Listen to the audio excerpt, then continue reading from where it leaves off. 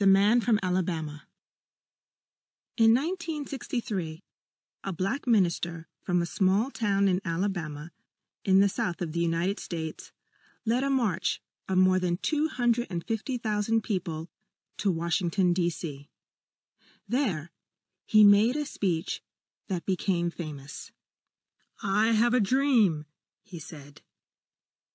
He dreamed of all the people of America, black and white, living together in peace and freedom. He said that all men and women should be equal. Many of the marchers cried as they listened to him. The minister's speech was shown on television all over the world, and he became a hero to millions of people who saw and heard the speech. But there were also people who hated this man and his ideas. They did not want black people to be free. They did not want them to have equal rights. In 1968, less than 5 years after his famous speech, a white man shot him dead. The minister was only 39 years old. When people heard of his death, there was much sadness, and people cried in the streets. But many people were very angry too, and there were riots in the big cities. In Chicago and Washington, black people burned buildings and fought the police. Hundreds of black people were killed in these riots. 15 years after his death, the government of the United States made his birthday a holiday. Today, he is remembered as one of the greatest Americans of the 20th century. Who was this man? Why did so many people love him? Why did others hate him? The man from Alabama, the man who had a dream, was Martin Luther King, and the story of his life is the story of a people's fight for freedom.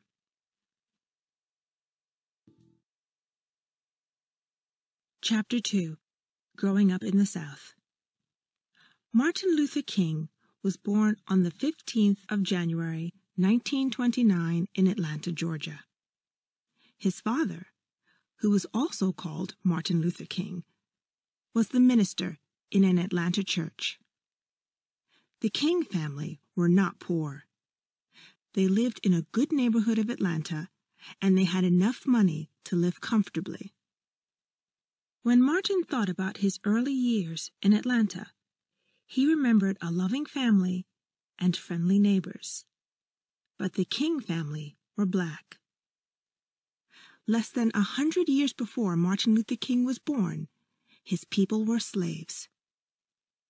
Even in 1929, black people in the South of the United States did not have the same rights as white people.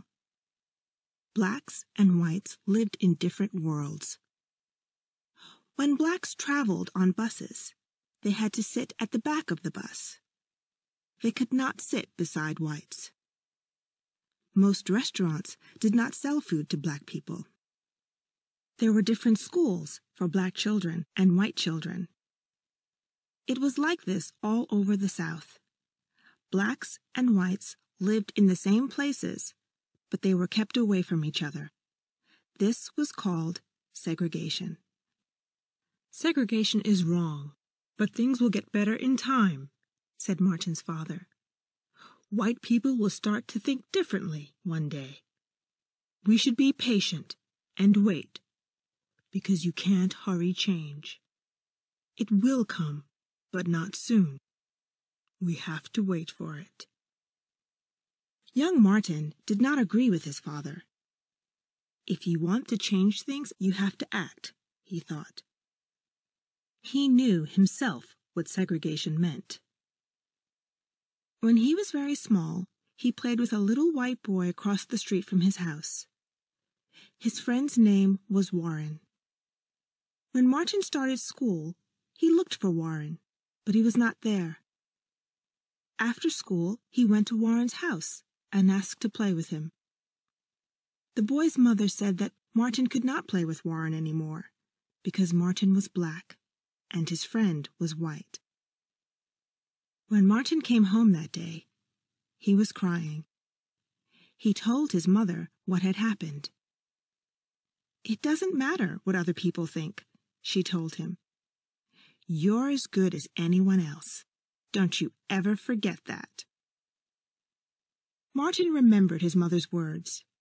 He knew that she was right. He was as good as any white boy. But as he grew older, he saw how white people treated black people in Atlanta. Once when he was in the center of town, he walked into a white woman. It was an accident, but the white woman hit him on the face.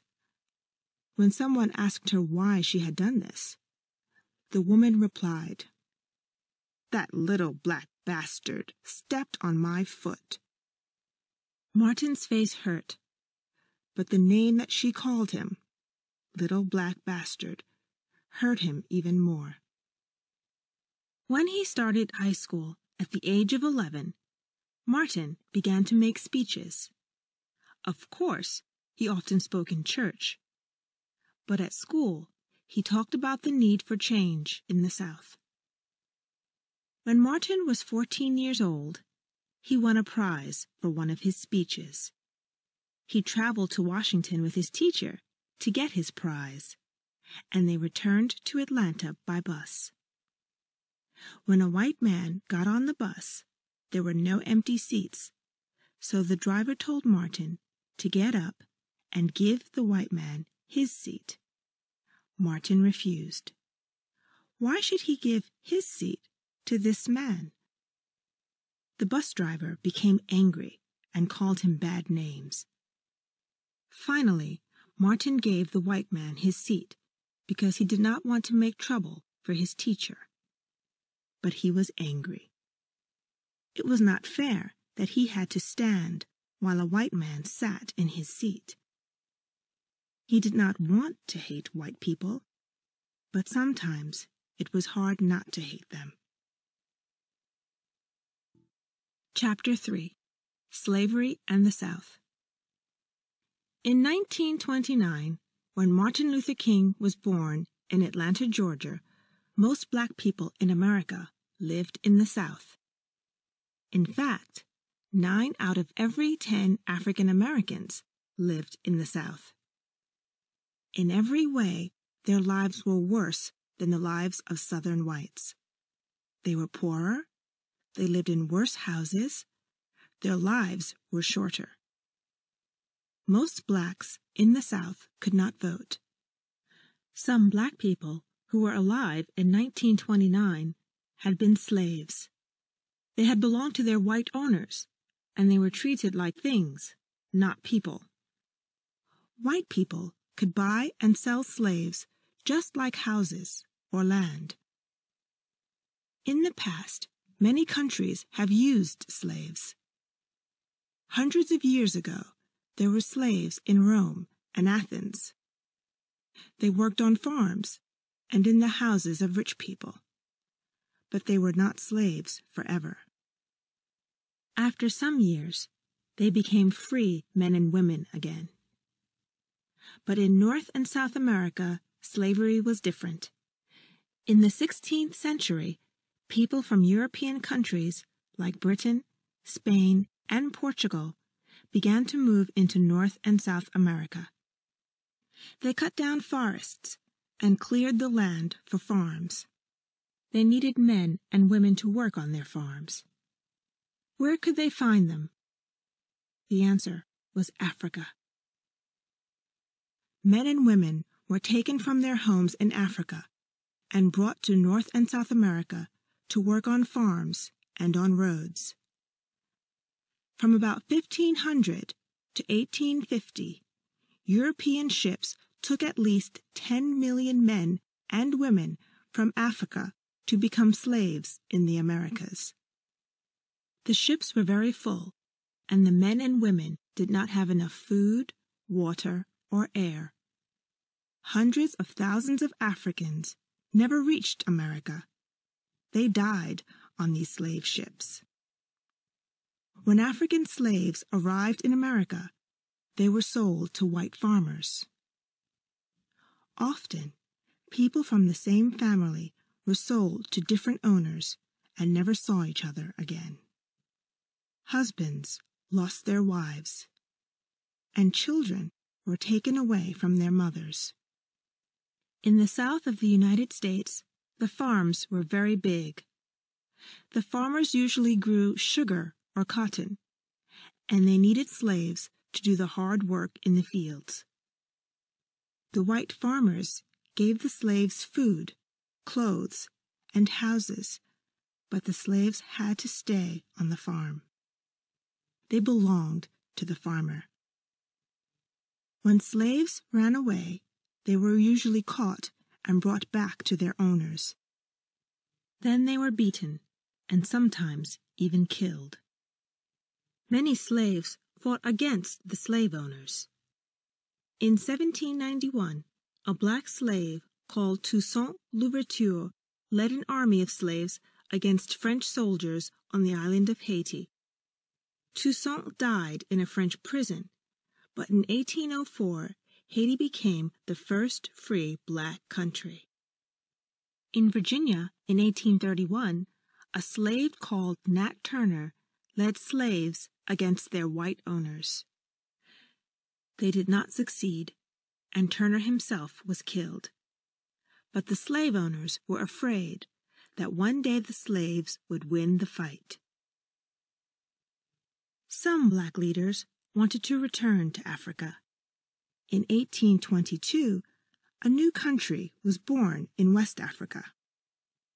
This was Liberia, a country for people who were once slaves but were now free. 100 years later, African-American leaders, such as W.E.B. Du Bois, argued for a return to Africa. After 1808, it was against the law to bring slaves from Africa to the United States. But the number of slaves in the South continued to grow.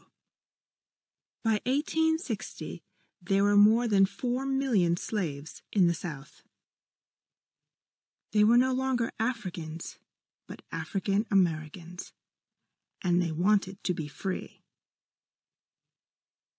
When Americans wrote the Declaration of Independence in 1776, they said that men and women should be free and equal. But the men who wrote the Declaration owned slaves. How is this possible? This was a difficult question. By the 19th century, many black people had become Christians. They went to church on Sunday, just like their white owners. Blacks and whites both read the Bible, and the message of the Bible was the same.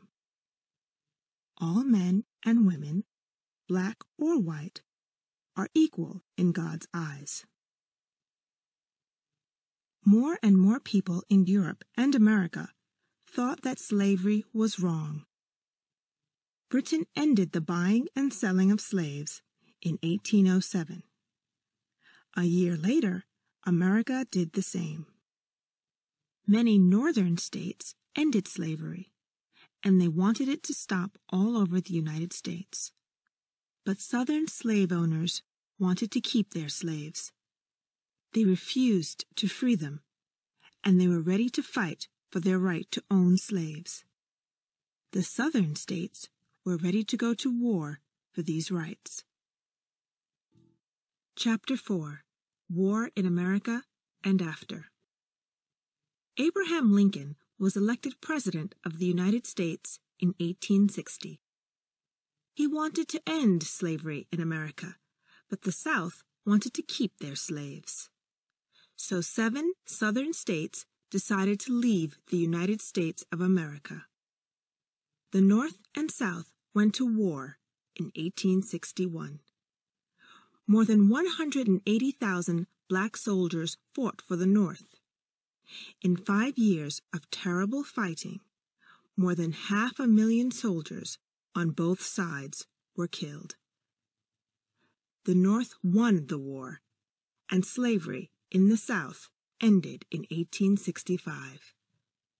Now there were no more black slaves in America. But black people in the South did not have the same rights as white people. Blacks could not go to white schools, and there were very few schools for blacks. Blacks could not go to the same shops or restaurants as whites. When blacks did try to get their rights, whites often answered them with violence. Most whites in the South were angry that they had lost the war. They did not agree with the end of slavery or with equal rights for blacks. In 1867, a group of soldiers in the southern state of Georgia started a secret organization to fight against black rights. This organization was called the Ku Klux Klan. They wanted to frighten blacks and stop them from voting in elections. Klansmen dressed in white clothes and covered their faces so nobody could see who they were. Sometimes they took black people out of their homes and beat them or killed them. They also burned the schools, homes, and churches of black people. In the 1890s, more than 1,000 blacks were killed by whites in the South. Most blacks were too frightened to tell the police, because many policemen in the South actually belonged to the Klan. Early in the 20th century, more than 4 million whites belonged to the Ku Klux Klan. Now that blacks were not slaves, they were free to move out of the South. Thousands of blacks left the South and moved to northern cities like Chicago and Detroit. There was more freedom for blacks in the North, and there was work for them in the factories. By the beginning of the 20th century, a quarter of blacks lived outside the South, mostly in big northern cities. In the 20th century, blacks began to play a more important part in the life of America. New schools and universities for blacks opened. Jazz, the music of black people, became popular all over the world. Harlem, a black neighborhood of New York City, became the center for black musicians like Duke Ellington and black writers like Langston Hughes. Paul Robeson was a famous black singer and actor. He sang about the troubles of black people. But many whites were angry when he appeared in Shakespeare's play Othello with a white actress as his wife. There were many black sportsmen.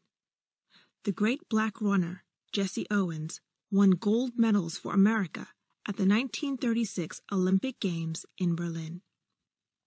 As Hitler and other Nazi leaders watched, Owens beat the best white runners. The boxer, Joe Louis, was born into a poor black family in Alabama in 1914 and was taken to Detroit when he was 10 years old. In 1937, he became the world boxing champion. His greatest fight was against the German boxer Max Schmeling. Louis had lost to Schmeling in their first fight. When Schmeling returned to Germany, he was called a hero by the Nazis. Hitler himself said that because Schmeling had won, whites were stronger than blacks. When Louis beat Schmeling in 1938, blacks all over America were wildly happy. Joe Louis fought 20 times as world champion and was never beaten. But once again, the greatest changes in the lives of black people came from a war. In 1941, America entered the Second World War. Black soldiers fought bravely for their country, but the American army was segregated. Black soldiers did not fight beside white soldiers, and they were not treated as well as white soldiers. When black soldiers protested about this, there were often fights between black soldiers and white soldiers. When these black soldiers returned to America, they wanted equal rights for themselves. In some of the countries they had visited, black people had the same rights as white people and were treated fairly. After the war, even more blacks moved to the North and became richer. Some things got better. Black workers in 1950 were paid twice as much as black workers in 1940, and more blacks began to go to university. But black Americans got much less money than white Americans, even when they were doing the same jobs. Many fewer blacks than whites went to university, and even in the North, there was still the problem of racism. The Second World War had been a war against racist ideas. Many whites in America realized that their own country was racist. Blacks began to vote, and white politicians began to listen to them. In 1948, President Truman ended segregation in the Army. In 1954, a new law said that blacks and whites must go to the same schools and learn together. Things were getting better for black people, but they wanted more. They were ready for someone to lead them towards greater freedom. They were ready for Martin Luther King. Chapter 5. Learning. Martin Luther King was an excellent student. When he was only 15, he went to Morehouse College in Atlanta. He was a clever young man, and he finished his studies there in 1948. Martin's father wanted him to be a minister, but at first Martin said no. He did not want to follow his father so soon. He was learning exciting new ideas from his teachers at Morehouse, and there was so much more that he wanted to know. But slowly, Martin began to think differently. He decided to become a minister, like his father, but to be a teacher, too. He went to Crozer, a college for ministers in Pennsylvania, in the North. There were many white students at the college, but Martin was happy to find that they were friendly towards him. In fact, they welcomed him. Martin realized that black people and white people did not have to hate each other. But how could he make white people in the South see this? He wanted to make them think like him, but he did not know how. He began to think seriously about this. In his last year at Crozer, Martin went to hear a talk about the Indian leader Mohandas Gandhi. Gandhi and his followers had fought against the British in India, but they had used nonviolence, not guns, to get a free India. They had refused to pay money to the British government. They had sat in the road to stop the British Army. Thousands of them had been arrested for refusing to obey unfair laws. Gandhi thought that love was more powerful than hate. If you love your enemies, you can beat them, Gandhi had said.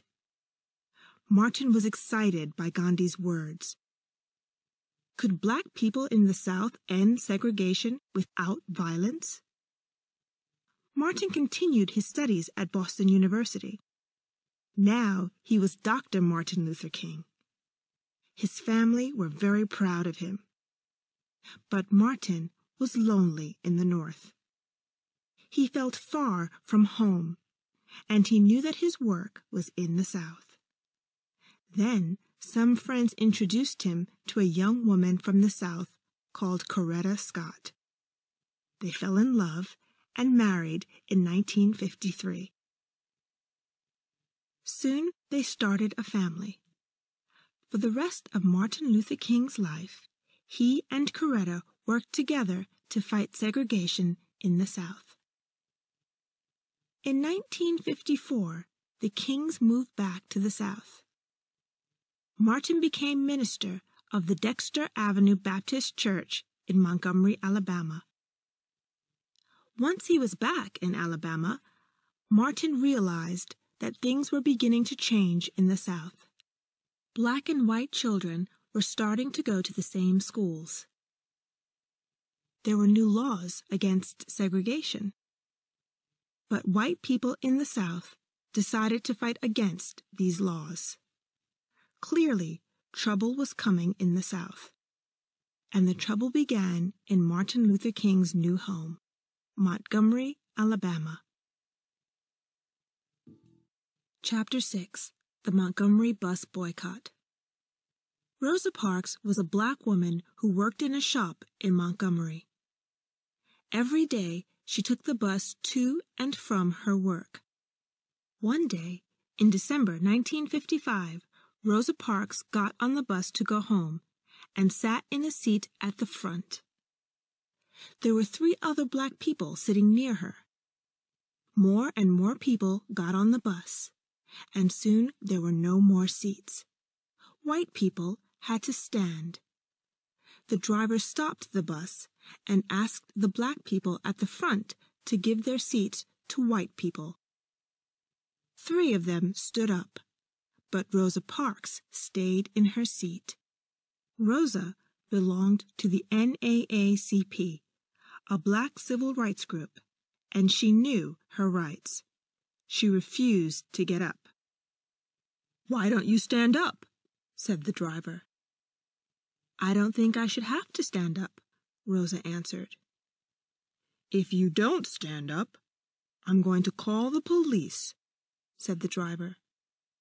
"You can do that," said Rosa.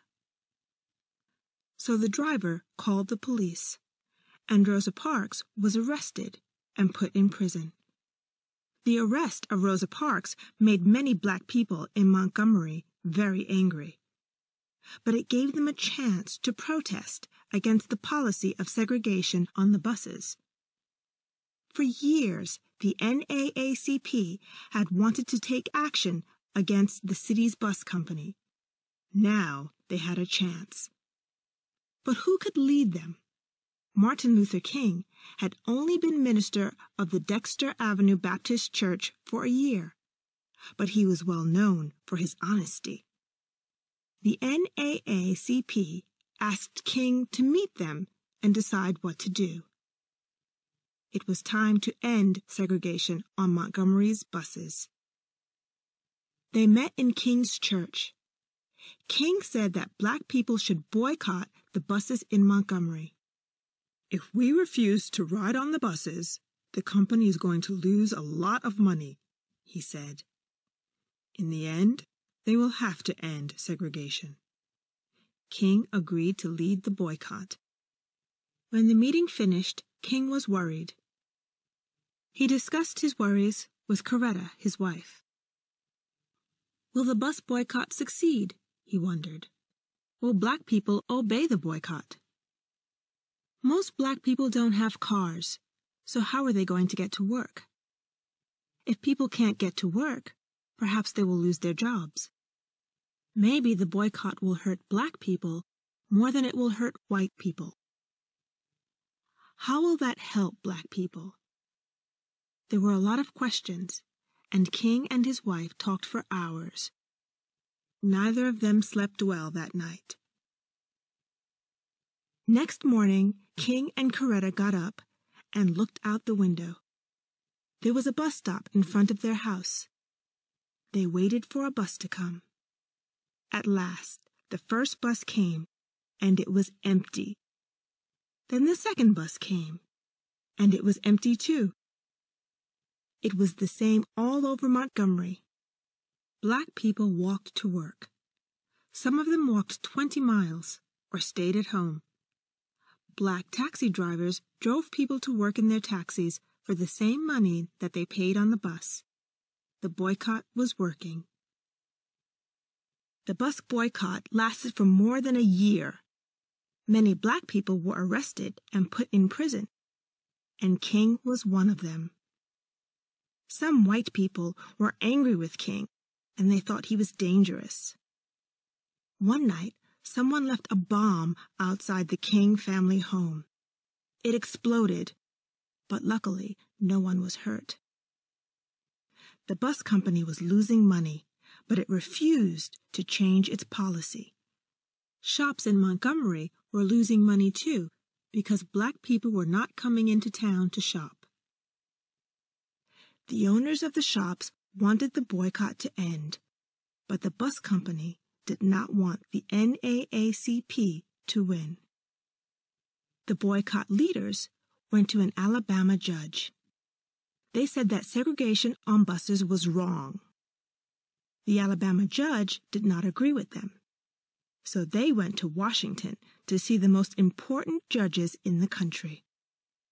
On the 13th of November, 1956, these judges said that segregation in buses was against the law. The Montgomery bus boycott had succeeded. Chapter 7. Big Trouble in Little Rock.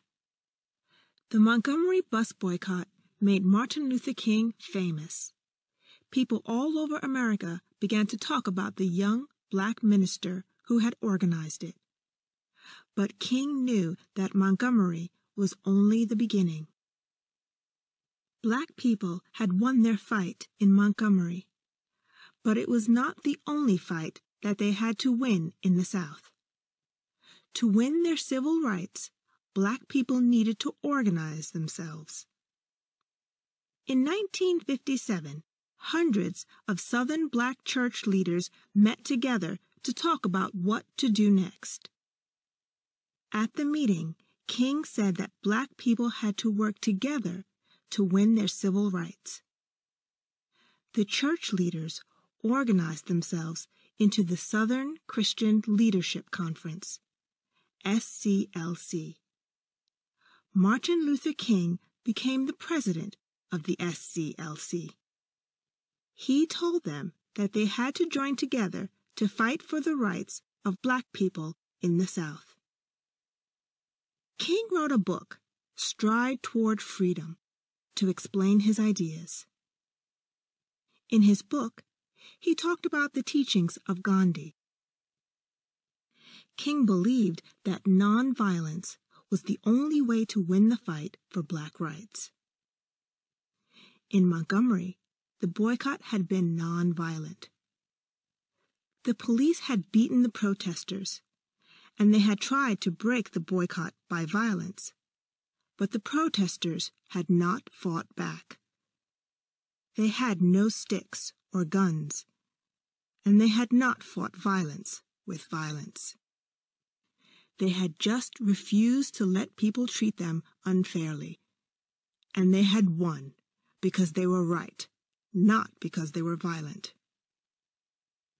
There were many other things in the South that needed to change. Schools were segregated. White children went to all white schools. Black children went to all black schools. Although there were more black children than white children in the South, much more money was spent on white schools than on black schools. But in 1954, the law was changed. Now, it was against the law to have different schools for black children and white children. The new law said that all schools had to take both black children and white children. Change came slowly to the South. Many white people hated the new law, and in many Southern states, they refused to obey it. Arkansas was one of these states. In the state capital, Little Rock, 9 black students tried to enter the Central High School at the start of the 1957-58 school year. Little Rock soon became one of the most famous places in the story of the fight for civil rights. On the 2nd of September, the night before the start of the new school year, the leader of the Arkansas government, Orville Forbes, ordered the National Guard to stand outside Central High School. He told them to stop any black students from entering the school because he was afraid of trouble from protesters. The school was closed. But a judge said that Forbes could not use the National Guard to do something that was against the law. On the 23rd of September, the Little Rock police took the 9 black students into Central High. A crowd of more than 1,000 white people tried to stop the black students from entering. The crowd rioted and attacked the police. The pictures of the riot were seen all over the world, and many Americans were shocked to see such ugly attacks in their own country. Next day, the President of the United States, Dwight D. Eisenhower, ordered the Army to Little Rock. 1,000 soldiers stood in front of the crowd as the 9 black students entered Little Rock Central High School. Every morning, the 9 black children walked to the school, and every morning the soldiers protected them as they walked through crowds of angry whites. One of the Little Rock 9, Elizabeth Eckford, later talked about that walk past the angry crowd. I looked for a friendly face in the crowd. I saw a nice-looking old woman. She seemed to have a kind face. But when I smiled at her, she spat at me.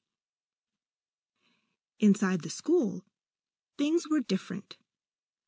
Ernest Green, one of the 9 black students, remembered the friendly white students who helped him. I missed 3 weeks of school, so I was behind in my classwork. A couple of boys in my class gave me notes on the lessons that I'd missed. After seeing the crowd outside the school, I was really surprised by this. Chapter 8. A New Start?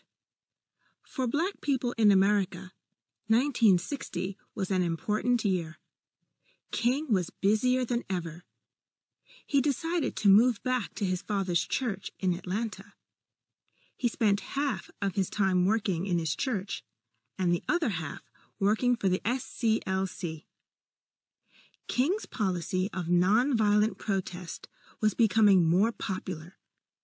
Soon black people found a new way to protest, the sit-in. Restaurants in the South were still segregated.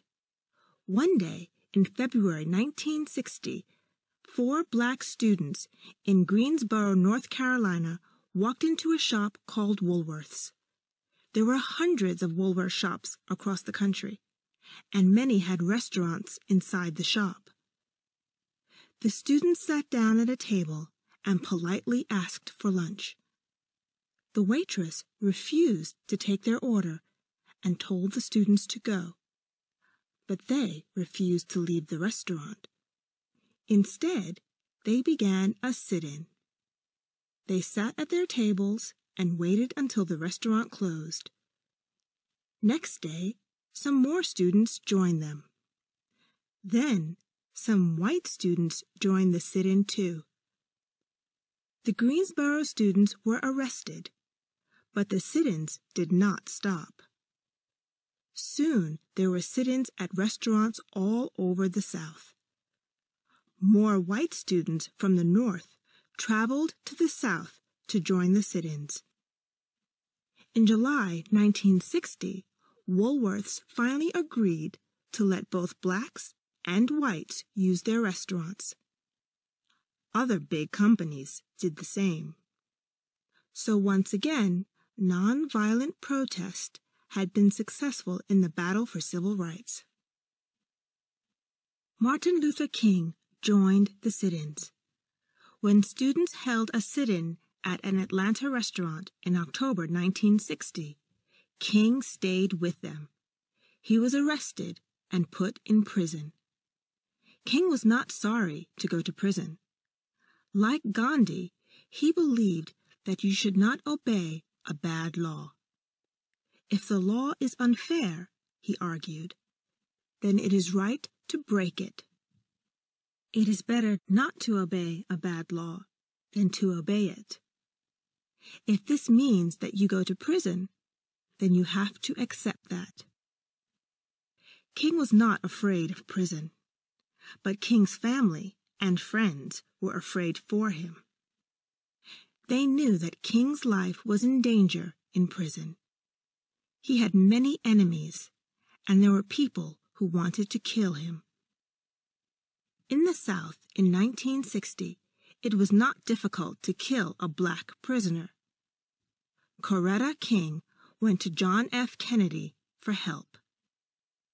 Kennedy had already said that segregation was a bad thing, and he promised to help King. When Kennedy asked the judge to let King go, the judge agreed.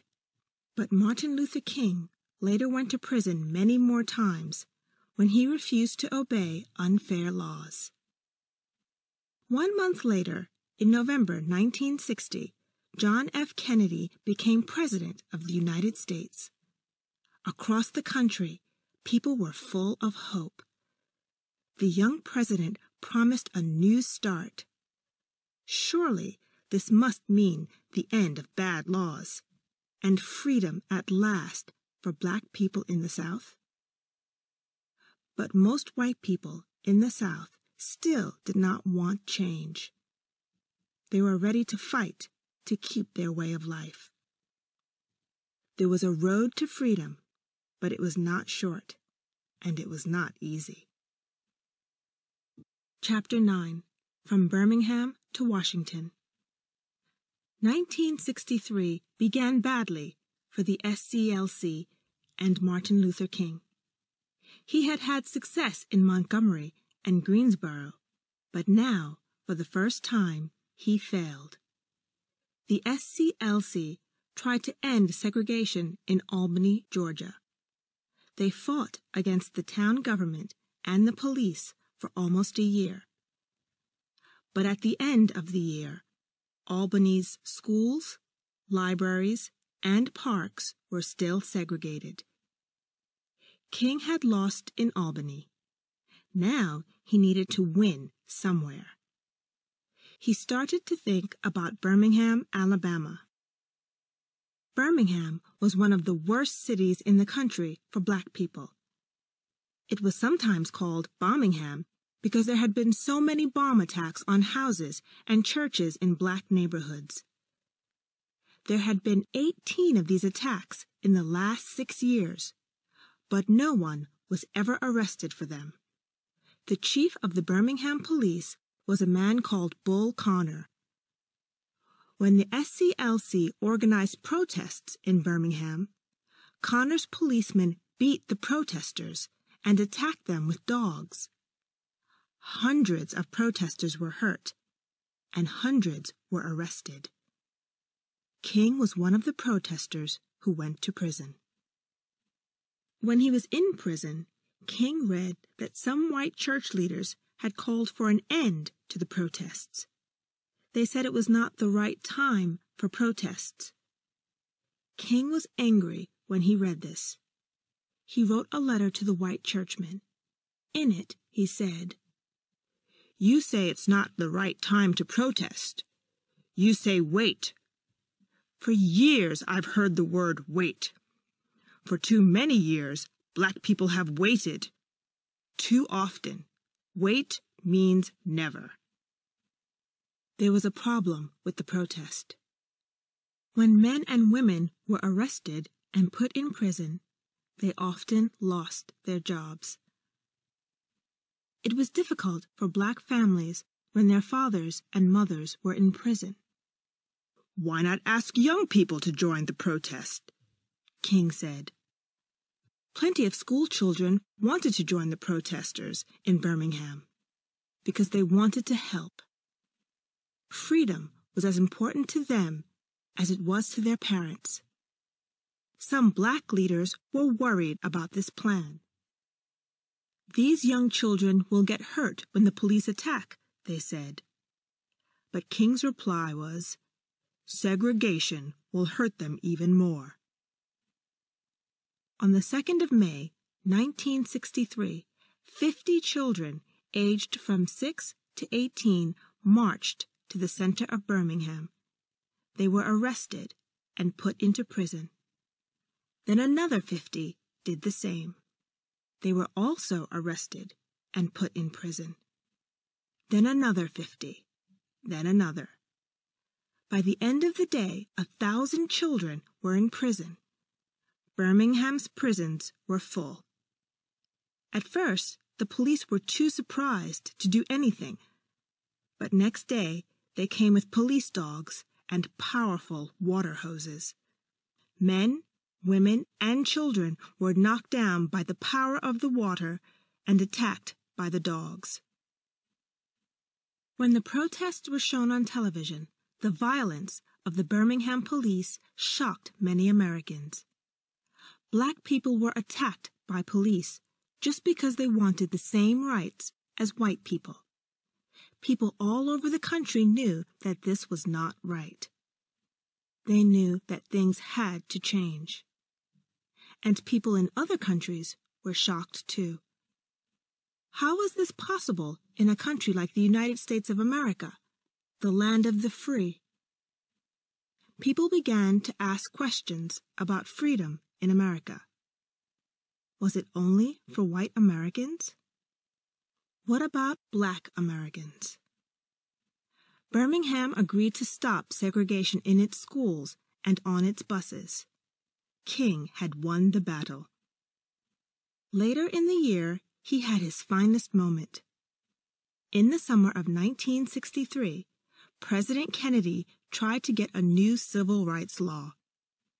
Civil rights leaders organized the biggest protest march of all to support the president. They wanted people from all over the country to go to Washington, D.C., and ask for equal rights for Black Americans. On the 28th of August, 1963, more than 250,000 people came to Washington and marched to the Lincoln Memorial.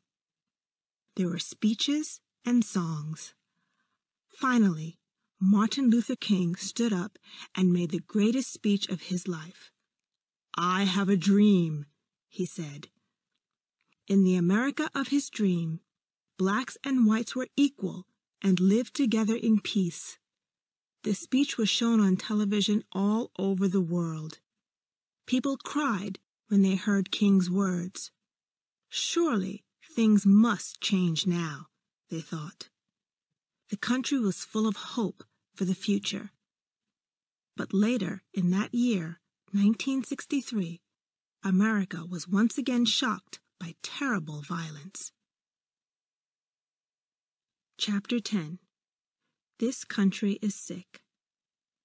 A month after King's Washington speech, there was more violence, again in Birmingham, Alabama.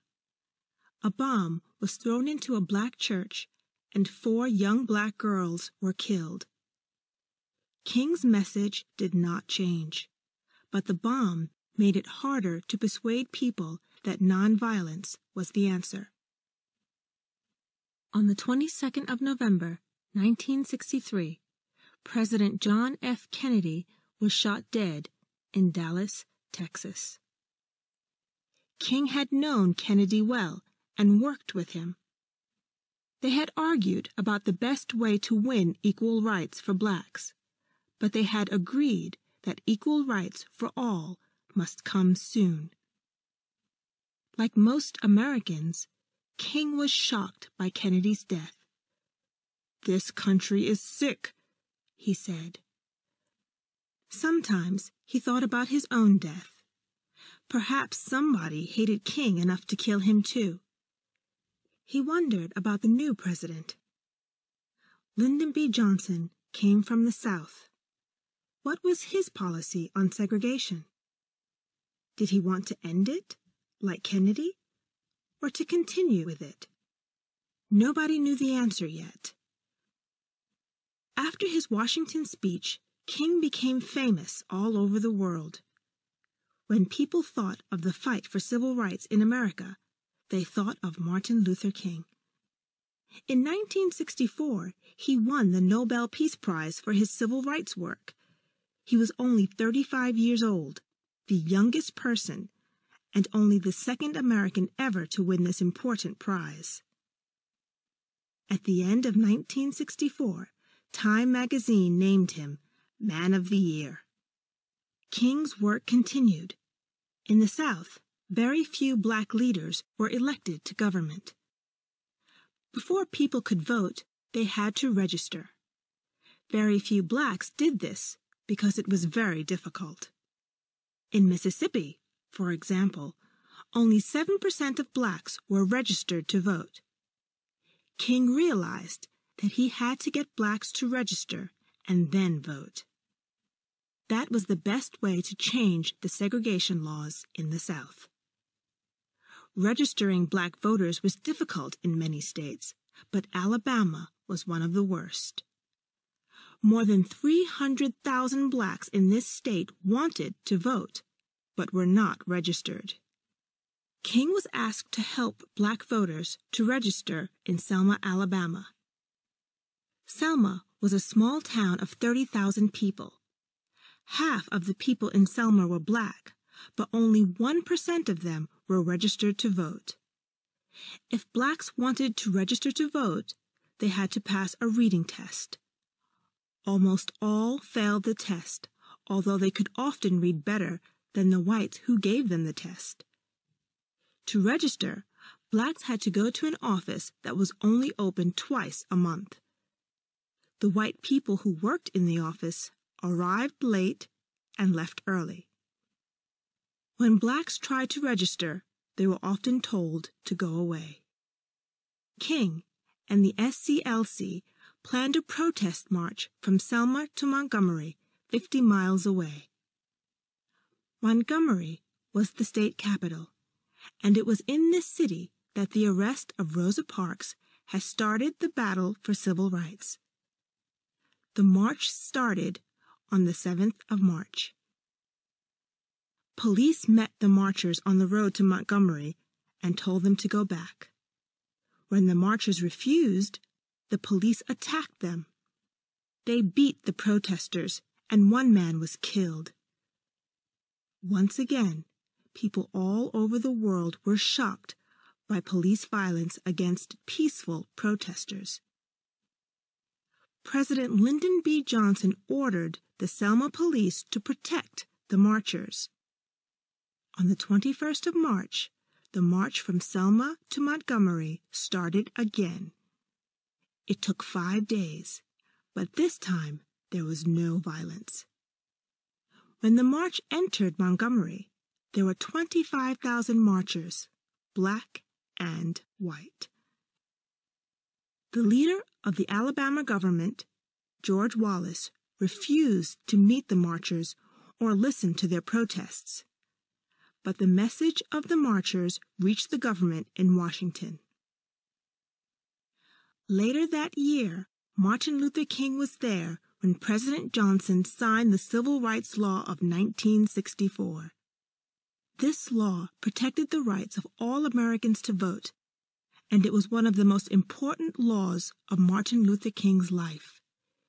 It made a big difference to blacks in the South. In 1963, only 6% of blacks in the South were registered to vote. By 1969, 66% were registered. Now no one could stop blacks from voting for their own leaders. Chapter 11. I'm Black and I'm Proud. The 1960s were a time of great change in America. Young people all over America were asking questions about their country. They did not always believe what their parents believed.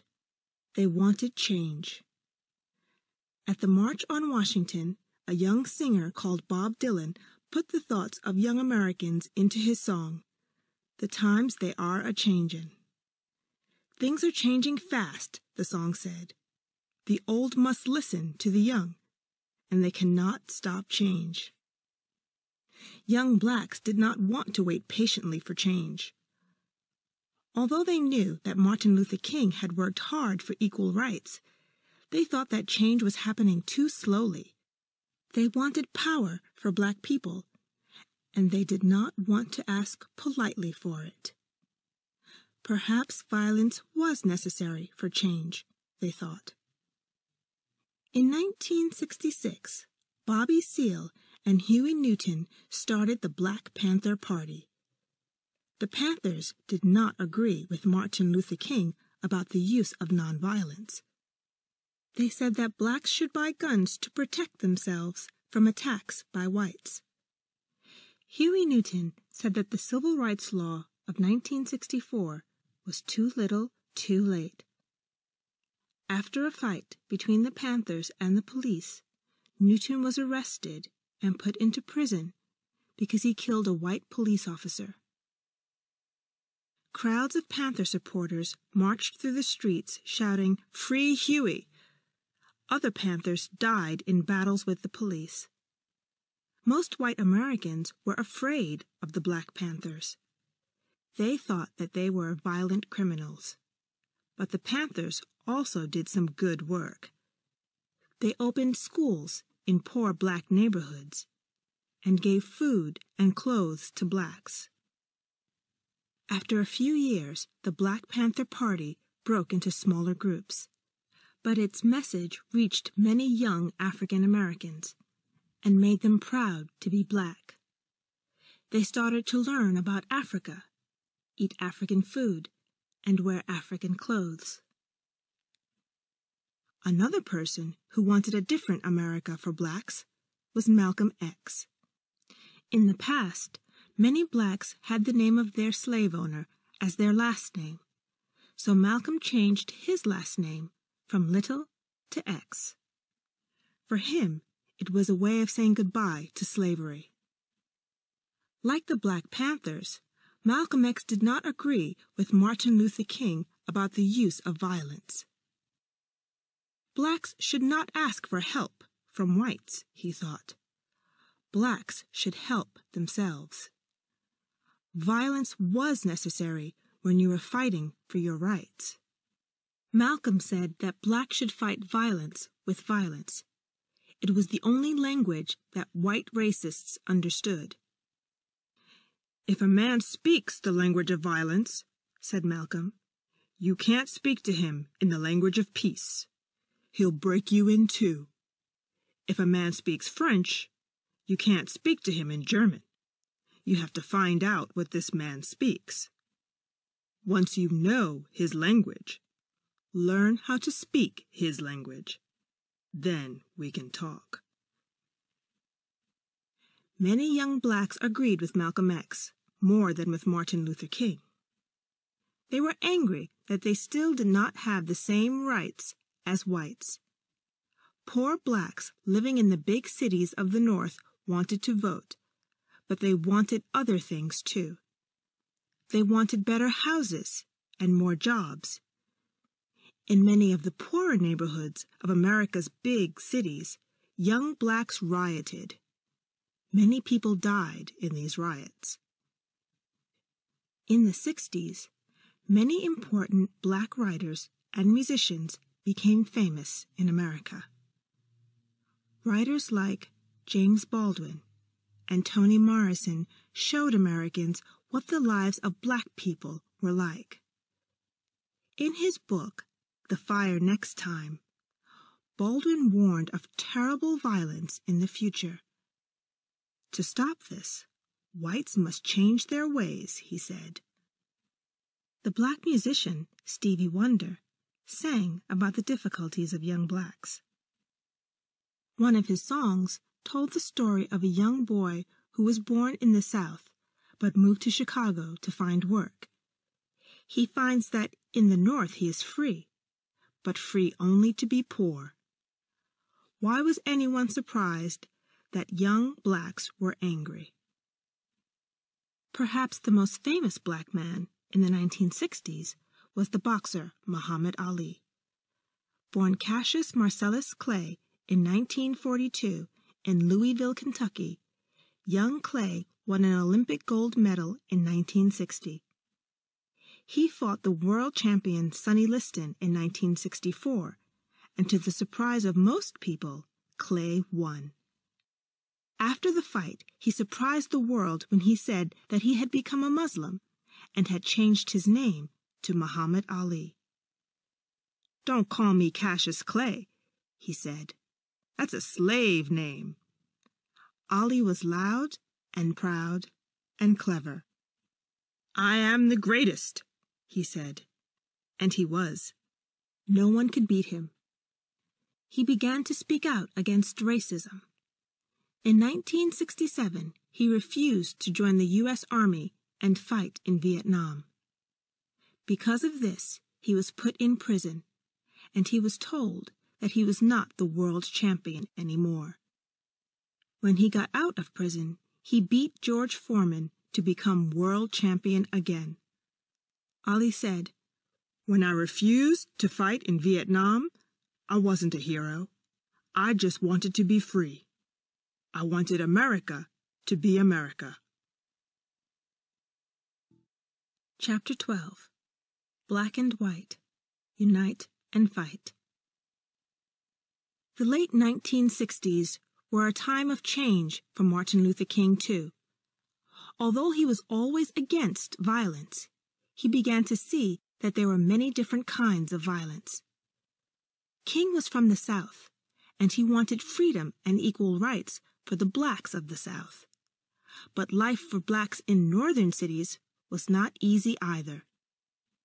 Blacks in the North could go to the same schools as whites, but many black children did not finish school. Most northern blacks were poor. Many could not find a job when they left school. Many came from one-parent families and lived in buildings that were old and dirty. It seemed to King that poverty was itself a kind of violence. He began to think about the rights that all people should have. It was true that black people had the vote, true that they could eat in the same restaurants as whites. But it is one thing to be able to eat in a restaurant. It is another thing to have the job that gives you the money to eat there. King believed that a few rich people had too much money and millions of poor people had too little. He wanted an end to poverty, and that meant that someone had to take money from the rich and give it to the poor. It was a strong message, and many people who supported King on civil rights were not sure about it. These new ideas seemed dangerous to many of his supporters. King took his marches and protests to the great northern city of Chicago. He wanted to show America how black people lived in the cities of the North. And he saw that it was not just black people in the big cities who were poor. There was poverty among whites, too. King wanted to unite poor black and poor white people, to bring them together to end poverty.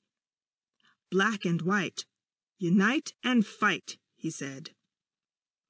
He led marches through the streets of Chicago. Just as in the South, the marchers were attacked by the police. Sometimes it was worse than in the South. The marchers were hit with sticks and bottles. Some black leaders did not agree with King. They thought that he should only speak for black people. Why should he speak for poor white people? Poor whites had their own leaders. But King had decided what he wanted to do. He planned to lead a poor people's march on Washington. And now everyone in America was thinking about a new problem: Vietnam. All through the 1960s, America was at war in Vietnam. Every year, more and more American soldiers were sent to fight in Vietnam. By 1968, more than 500,000 American soldiers were fighting there. Many of these soldiers were black and came from poor families.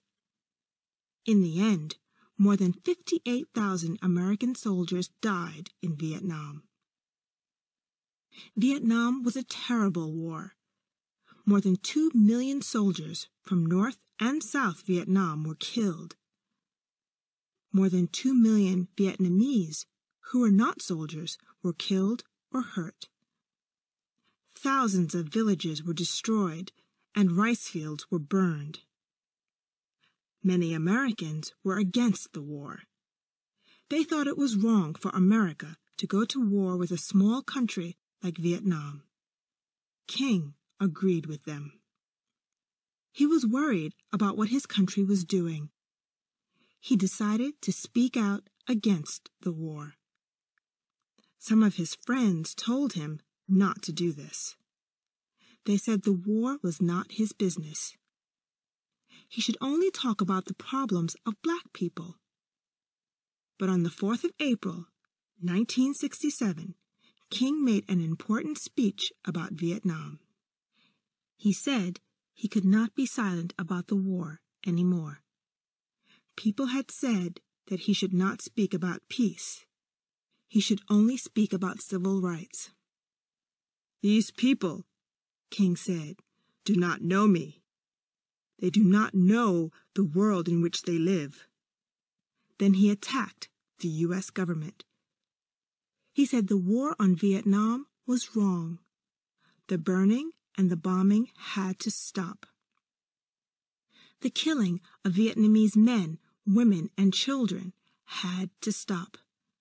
"I speak as a child of God and as a brother to the poor. I speak as an American. The Vietnamese, too, are my brothers and sisters. The American government must stop its violence against the Vietnamese people.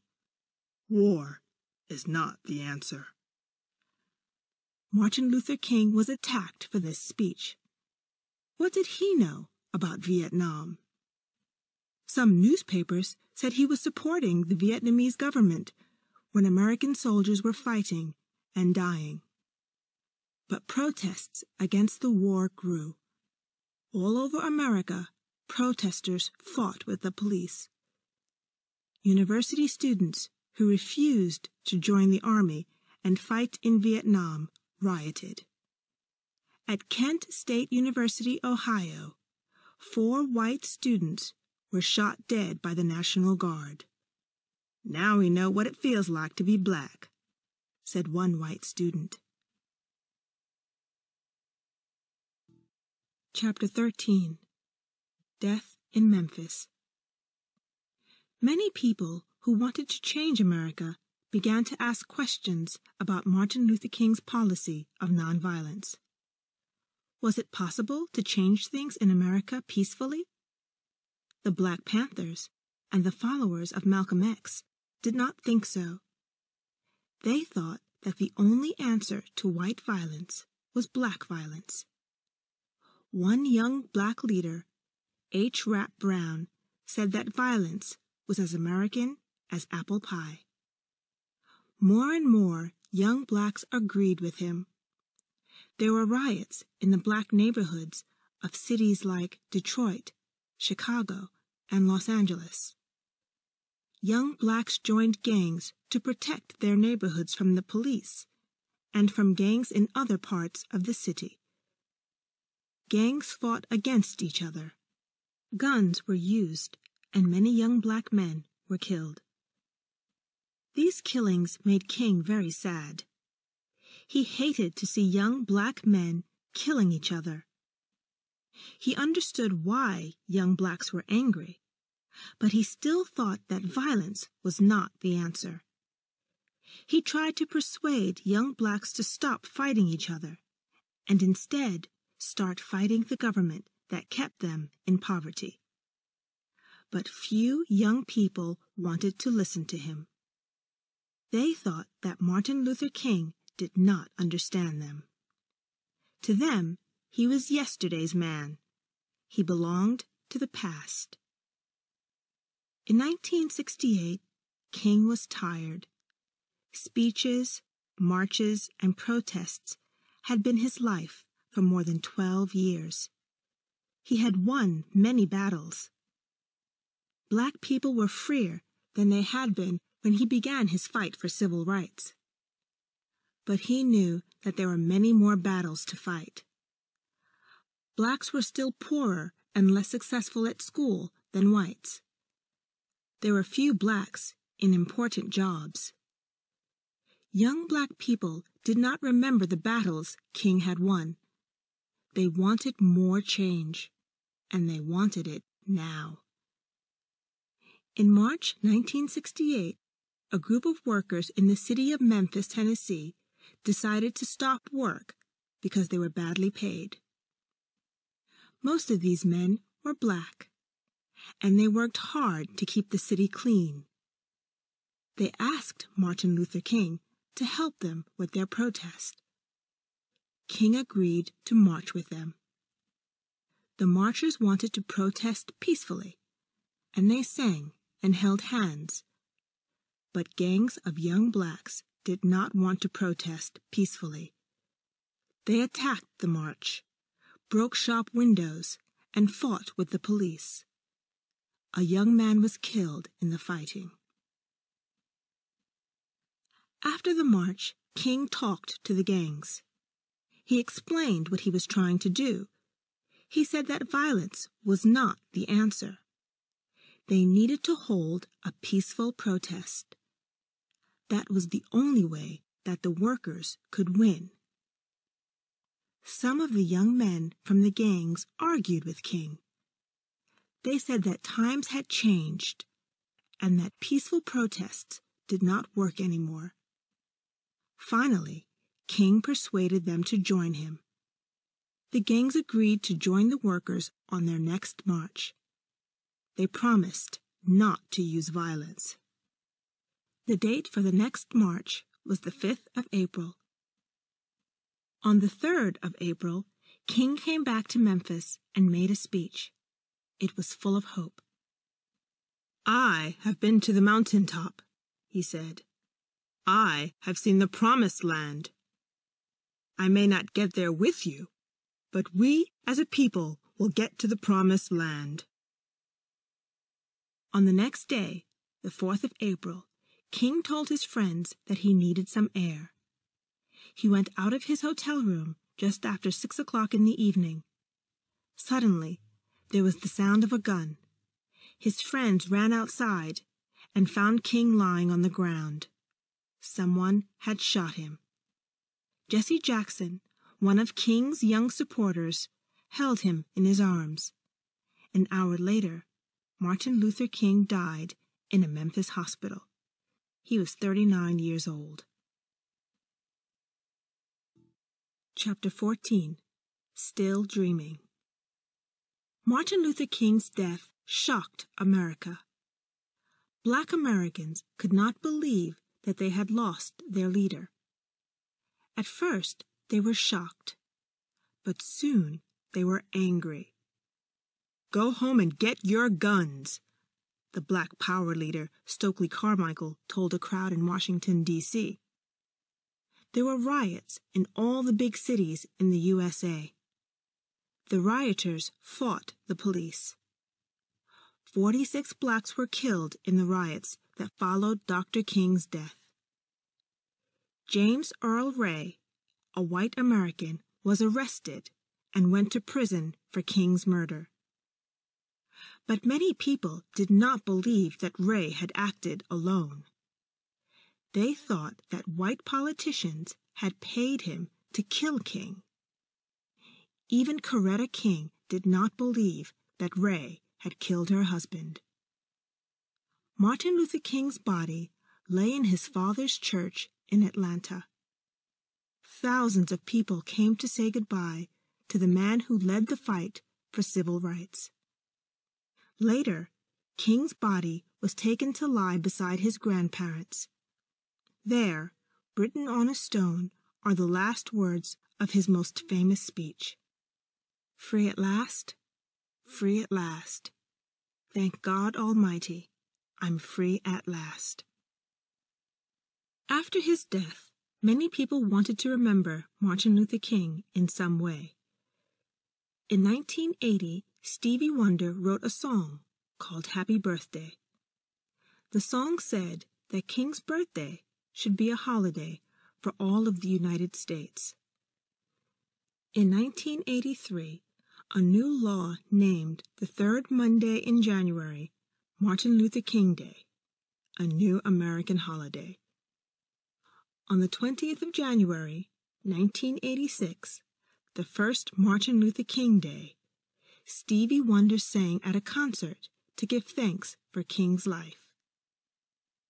In the year 2000, all 50 states had a holiday on this day for the first time. What happened to the other people in the Martin Luther King story? Jesse Jackson, who was with King when he was killed, stood for election as President of the United States in 1984 and 1988. Later, he worked for President Clinton, and he has visited many countries to work for peace. Bobby Seale still works for civil rights, but does not believe in guns and violence anymore. Malcolm X was shot dead in February 1965 as he was giving a speech at a meeting. Huey Newton came out of prison in 1970 and went to live in Cuba. When he returned from Cuba, he left the Black Panthers after some trouble over money. He was shot dead in 1989 in a gunfight over drugs. James Earl Ray was sent to prison for 99 years. He died in Nashville in 1998 at the age of 70, still protesting that he had not killed Martin Luther King. Rosa Parks left Montgomery and moved to Detroit. She continued working for civil rights. In 1990, she met Nelson Mandela just after he left prison, and Mandela said that he often thought about her brave action while he was in prison. She was given the Presidential Medal of Freedom in 1998. She died on the 25th of October, 2005, aged 93. Coretta Scott King began the King Center in Atlanta, Georgia, to continue her husband's work. For the rest of her life, she worked for peace and civil rights. She died on the 31st of January, 2006. 4 U.S. presidents went to her funeral: George W. Bush, his father, George H.W. Bush, Jimmy Carter, and Bill Clinton. Now, Dexter Scott King, son of Martin Luther King and Coretta Scott King, manages the King Center. Martin Luther King's body was moved to the King Center, and now Coretta's body is there beside his. And Martin Luther King? What can we say about him today, more than 40 years since his death? Has his dream of a fair and equal America come true? There are more Black Americans in important, powerful jobs than ever before. More than 300 American cities are governed by Black leaders. On television, there are many Black reporters and newsreaders. In 2001, Colin Powell became the first African-American Secretary of State for Foreign Affairs. In 2005, Condoleezza Rice was chosen for the same job. At a meeting in African American History Month, she talked about what Martin Luther King's ideas meant to her. Black Americans, African Americans, have always believed in America, even in the darkest times. They believed in America when America didn't believe in them. Martin Luther King told America that it should be true to itself. And finally, America did the right thing by African Americans. But only 59% of Black Americans are registered to vote. And the Black vote is important, most of all when America votes for its president. In the presidential election of 2004, when George Bush beat John Kerry, more than 90% of African Americans voted for Kerry. Martin Luther King's dream has not yet come true. Blacks and whites are not yet equal. Look at the young Americans who go to prison, cannot find a job, or die in street violence. For every white person who finds himself in this group, there are 5 blacks. Being Black in America is like wearing shoes that don't fit, an African-American writer has said. You can get used to them, but they're not comfortable. That's the way it's always been. It's the way it always will be. The fight for civil rights in America has had many leaders. It has also had other people who worked quietly for that fight. Many of those people were not well known at the time, and nobody remembers them now. But for more than 10 years, Martin Luther King was the voice of those people. He was a great speaker whose words could persuade people. During the bus boycott in Montgomery, one of King's followers said, "Dr. King, you have the words that we're thinking but can't say."